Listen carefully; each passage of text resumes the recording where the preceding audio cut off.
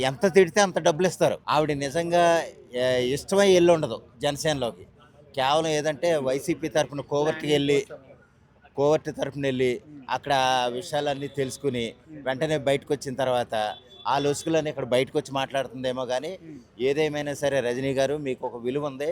ఆ విలువున్నప్పుడు మీకు సగర్వంగా అంటే గౌరవంగా మిమ్మల్ని ఆ పార్టీలో చూడకపోతే లేదా మిమ్మల్ని ఎవరన్నా కించపరిచే విధంగా మాట్లాడుంటే మీరు బయటకొచ్చి మాట్లాడాలి గానీ, పార్టీ నుంచి బయటకొచ్చేసి వేరే పార్టీలోకి చేరిపోయి ఆళ్ళిచ్చిన పేటీఎం డబ్బులకి ఆశపడి రకరకాలుగా మాట్లాడడం అంటే అప్పటి వరకు ఒక నెల రోజుల క్రితం వరకు ఉన్న మీరు మరి మీ విలువ ఏమైనట్టు? అదే నెల రోజుల క్రితం మీరు పవన్ కళ్యాణ్ గారిని మిగిలిన వాళ్ళు కూడా చాలా పొగిడుంటారు గదా! ఎంత గొప్పగా పొగిడి అప్పుడే వెంటనే పార్టీ మారగానే మీరు డబ్బుల కోసం ఆశపడిపోయి, కక్కుర్తిపడిపోయి ఈ విధంగా ఎలా మాట్లాడతారండి? కొంచెం అప్పుడే పవన్ కళ్యాణ్ శత్రువయిపోయాడా మీకు?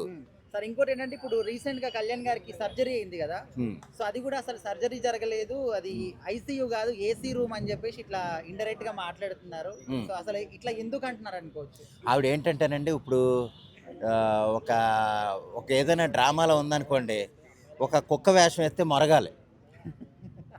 ఇది తప్పదింక. ఆ వేషం వేసినప్పుడు మొరక్కపోతే ఆ డబ్బులు రావు, దానికి ఆ విలువ ఉండదు. అంటే అదంతా స్క్రిప్ట్ అంటారు. అంతే. ఓకే. ఇప్పుడు అంతే మరో శ్యామల అండి. ఎలాగంటే మీకు ఒక ఐసీయూ అన్నది ఏసీ రూమ్ గాకుండా ఇంకేంటండి? ఆ! ఐసీయూ ఎండలో పెడతారా? ఆ!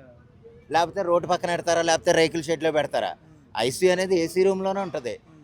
ఎందుకంటే అది ఐసీయూ అనే పదానికి అర్థం తెలిస్తే గనక హ్మ్. ఆవిడ అలా మాట్లాడుతుందో లేపోతే అంటే మనకొకటి ఆవిడ సిద్ధాంతాల ప్రకారం హ్మ్. ఒక మంచి ఉద్దేశంతో మాట్లాడితే మంచిదే. హ్మ్. కానీ ఆవిడ మాట్లాడే మాటలు ఎలాగుంటాయంటే కేవలం పేటీఎం డబ్బుల కోసం హ్మ్. పేటీఎం డబ్బులు ఇచ్చారు కాబట్టి నేను మాట్లాడాలన్న విధంగా ఉంటే గనక హ్మ్. ఆవిడ విలువ ఆవిడే పాడు చేసుకుంటది. సరే ఇప్పుడు హ్మ్. జనాలు గూడా దీన్ని ఏ విధంగా చూస్తున్నారంటే, హ్మ్. అసలు వైసీపీ పార్టీలోకి వెళ్ళిన వాళ్ళందరికీ కూడా హ్మ్. తిట్టడము అనేది ఆటోమేటిక్‌గా వచ్చేస్తుందా? లేకపోతే వాళ్ళు నేర్పిస్తారా టీచింగ్ స్కూల్ పెట్టి అని అంటున్నారు? నేర్పిస్తారండి.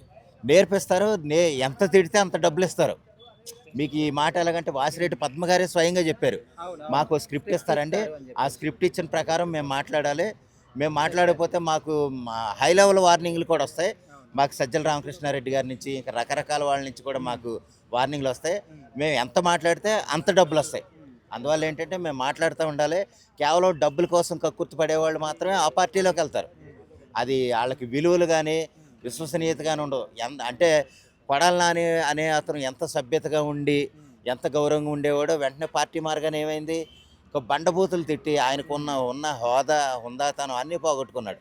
అలాగా ఒక పార్టీలోకి మారిపోయి హ్మ్. వెంటనే వాళ్ళ అప్పటిదాకా ఉన్న సాన్నిహిత్యం కూడా వదిలేసుకొని, హ్మ్. ఇంక బూతులు తిట్టడం, విమర్శించడం, రకరకాలుగా వ్యవహరించడం అంటే హ్మ్. వాళ్ళనింక మనం మనుషులుగా లెక్కేయకూడదు. ఓహ్! వాళ్ళు మొరుగుతానే ఉంటారు. ఆ మొరుగుడికి విలువ లేకుండా అవసరమైతే ఏంటంటే ఏదన్నా మంచి కర్ర తీసుకొని కొడతా ఉండాలి తప్ప, అంతకంటే మనం ఏం చేయలేం.